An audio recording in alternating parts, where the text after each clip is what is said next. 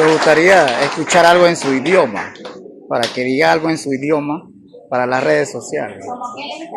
Cualquier tema, algo, un saludo.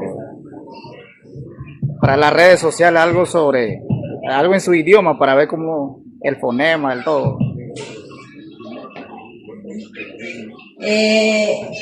Je cerquen que salitre, je knebro que tsawo we sembra, tsawo we sipakor, arar titira septo pakor, yepa kimu, yepa jami pakimu, esa knebro que senka sakaki.